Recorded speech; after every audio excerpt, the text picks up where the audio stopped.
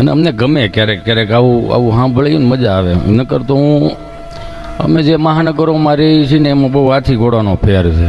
અમારે અહીંયા સાંજે સૂતા નથી એટલે સવારે ઉઠે છે. અને બધી જરૂરી નથી કે અત્યારે સમજાય, એમ થોડું થોડું ધીમું ધીમું સમજાય. પણ આઈ પ્રોમિસ યુ કે તમે આજની રાતનો આ આખો પ્રોગ્રામ તમે સાંભળીને જાઓ અને સવારે તમે મોસરીની પાળે બેઠા હશો, ખુરશી ઉપર બેઠા હશો, સોફે બેઠા હશો, સ્નાન કરતા હશો, ભાખરી ખાતા હશો અને વિચારે સડી જાઓ ને એટલું જ થાય ને આમ એટલે સમજી લેવાનું કે ઈત્યો અંટાળો મગજમાં ગરી ગયો છે. પણ હસવું છે ને, હસવું દાંત કાઢો ને એ પોઝિટિવિટીનો સ્ત્રોત છે. આમ ધીમું ધીમું બોલો તો વાંધો નહીં ને, હું ખોટું બળ ન કરું મારે. હસવું છે ને પોઝિટિવિટીનો સ્ત્રોત છે. તમે દાંત કાઢતા હશો ને એટલે તમને આજુબાજુવાળા પૂછશે કે કેમ હેના દાંત કાઢો છો, પણ આઈ પ્રોમિસ કે દાંત કાઢતા કાઢતા ક્યારેય નેગેટિવિટી નો આવે. દાંત કાઢતા કાઢતા કોઈ દિવસ ફીલ થયું હવે 2.5 લાખ ભરવા જ પડે એમ છે એવો વિચાર એવો ન આવે. આવો વિચાર આ પોઝિટિવિટીનો સ્ત્રોત છે. હસવું એમ દાંત કાઢી લેવા મારા બાપ. ઘડી પલકી ખબર નહીં કલકી કરે બાત જીવ માથે જમડા ફરે જેમ તેતર માથે બાદ ન કરે નારાયણ ભલું કરે ભગવાન. કાલે અમારે અમદાવાદ પ્રોગ્રામ છે ને હું ત્યાં અહીંથી પ્રોગ્રામ પતાવી ત્યાં સવારમાં સૂતો હોઉં. હું તો પડે ને સૂતો હોવો ન કરે નારાયણ અને એમના દૂતો આવે.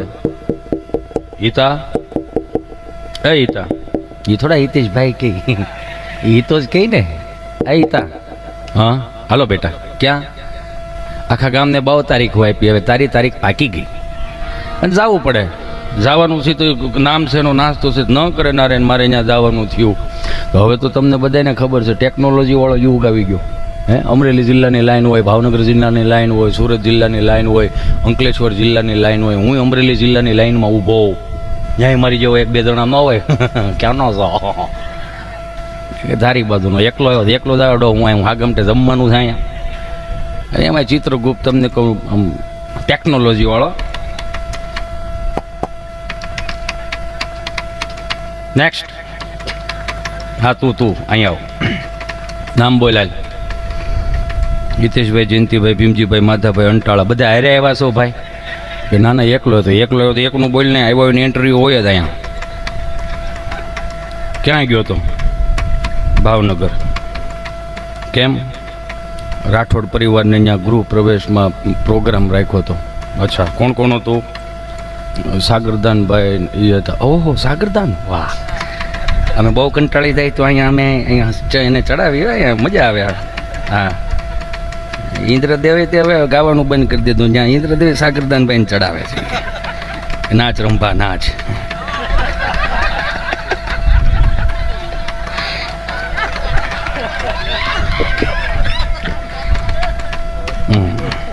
તું શું ગયો તો? હું હાસ્ય કલાકાર તરીકે અહીંયા મને બોલાવ્યો હતો.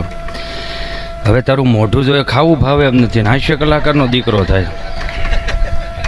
સારું 5 મિનિટ મોડો આવ્યો, વહેલો ઉપાડી લીધો. કેમ 5 મિનિટ વહેલો ઉપાડી લીધો? ટેમ્પો ખાલી આવતો હતો એટલે ડ્રાઈવરને હથવારો થાય ને એમ. પણ આવતા ભાવમાં 15 મિનિટ તને વધારે આપી દેવું. સરસ હાલો.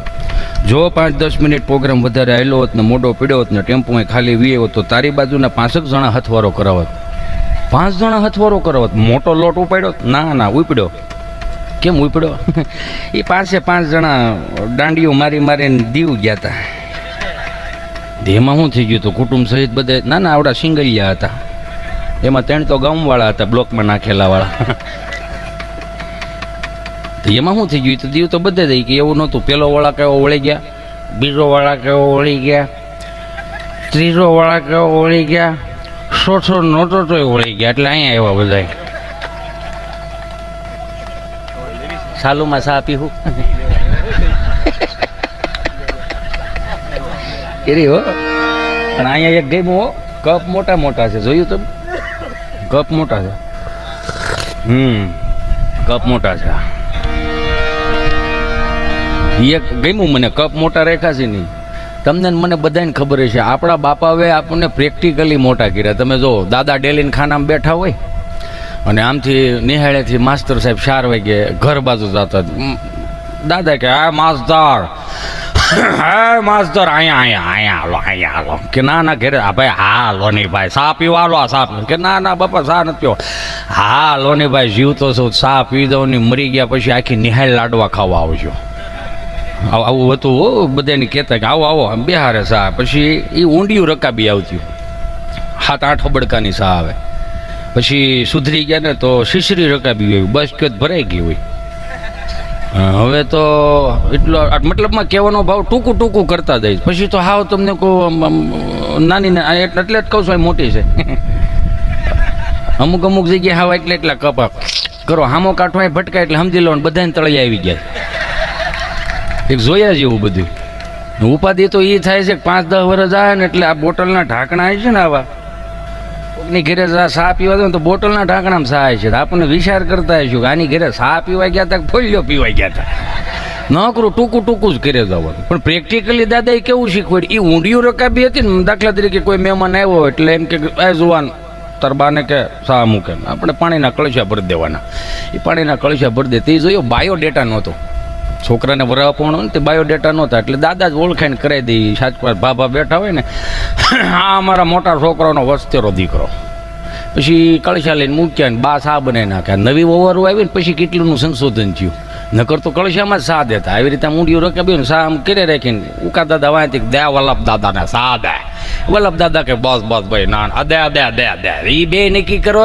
તમારે કરવું જ નક્કી કરો નકર કાંઈ નહીં ઊભી વરાળ અહીંયા ડો વાગે અને જેને ઊભી વરાળો લાગી ને એને સમાજની વરાળો હજી નથી ડી આટલું પ્રેક્ટિકલી આપણને મોટા કરતા ગયા અને બેઠેલા તમને બધાને ખબર છે એ પાણીના કળશા ભરી દેવાના સા પાણી પાઈ દેવાના પછી મહેમાન આવે એટલે એને પાણીનો કળશો ભરીને વળી પાછા હાથ ધોવડાવવા જવાના વળી જમાડવાનું ને એ બધું પીરહવાનું ને એવું બધું કરીને પછી મહેમાન હોઈ જાય 4 વાગે વળી પાછું હજી તો આ હજી ઢીલું ન પડ્યું હોય ને બંધ ન થયું હોય ને બળતું ત્યાં વળી પાછું પાછી સા લઈને આવવાનું કહેવાનો મારો ભાવ કેટલું પ્રેક્ટિકલી જય શ્રી કૃષ્ણ કરતા શીખવાડ્યું રામ કરતા શીખવાડ્યું ઓળખાણું કરીને અત્યારે જો આ બધું નીકળી ગયું અત્યારે અમે બેન અમારું એક બ્રિટાનિયા બિસ્કિટ જેવું મેં કીધું એમ વચમાં મલાઈ આગળ પાછળ કાંઈ નહીં મહેમાન બેઠા હોય ને સીંટોળો હળવુકનારો ન આવે ને એના રૂમમાં ગરી જાય જેને ભોણમાં ઊંધોડું ગીર્યું હોય એમ જય શ્રી કૃષ્ણ રામ કાંઈ લેવા દેવા નહીં બાયોડેટા સારો હોય પણ બાયો મળવા જોઈએ ને કોક દીક રામ જય શ્રી કૃષ્ણ કર્યા હોય તો સમજો હાલો આ બધું ક્યાં જ ભેળું થાય આ બધું વડીલોએ આપણને કેટલું સરસ શીખવાડ્યું 5 દાદા બેઠેલા છે ને એમાં એક દાદામાં હાલ્યા જતા હતા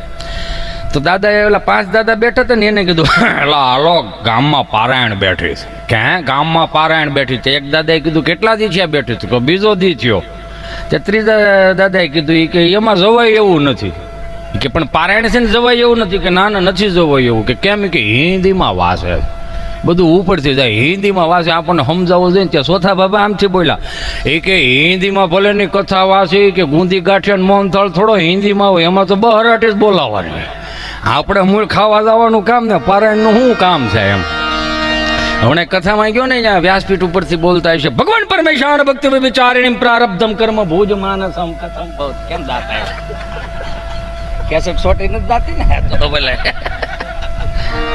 નકર અહીંયા હું અહીં બોલતો ને તો વાહે ઘણી હું એનું હાલતી હોય અમારા કલાકારોને એ મજા છે એટલે પારાયણમાં હું ગયો ને એટલે કે ભગવાન પરમેશ્વર ભક્તિ વિચારિણી પ્રારબ્ધમ કર્મ ભુજ માનસમ કથમ ભવતી હે પ્રભુ કે આ કથા વાર્તાનો જે કોઈ લાભ લેશે મિત્રોનો સ્વર્ગમાં વાસ થશે કોને જાવું છે સ્વર્ગમાં તો બધા આંગળા ઉષા કર્યા 2 જણા મારી પાસે હોઈ ગયા મોઢા કરીને બે તમને શું વાંધો મને કે અમે આ ગામના જમાયું છે આ બધા અહીંથી જાય એટલે સ્વર્ગ જ છે આને અહીંથી મોકલો ને આવ્યા તા કથા સાંભળવાની ડીશું જોવા બેહાડ દીધા કે યોની પટેલ માણા ઘટે પણ તમારો એવા ટૂંકામ અમે શું કરીએ તમારો એવા ટૂંકામ અમે શું કરીએ એમાં એક બેન હમણાં કંઈક જોડ્યા હતા કે વકીલ સાહેબ ઉભા રહ્યો વકીલ સાહેબ પણ કે શું છે એ કે મારા ઘરવાળા મારા પાછા લગ્ન કરવા હે કે મારા ઘરવાળા રે મારે પાછા લગ્ન કરવા છે કે કેમ હજી 22 દી થયા છૂટા છેડા લીધા એના એ કે તોય લગ્ન કરવા છે કે પણ હવે શું થયું એ કે હું બરોબર એક્ટિવા લઈને દૂધ લેવા જતી હતી ને ગલ્લે ઊભા માવો સોળતા એટલા દાંત કાઢતા હતા ને એ દાંત કાઢે છે ને મારાથી નથી જોવાતું મને પાછા લગ્ન કરાવી દો બોલો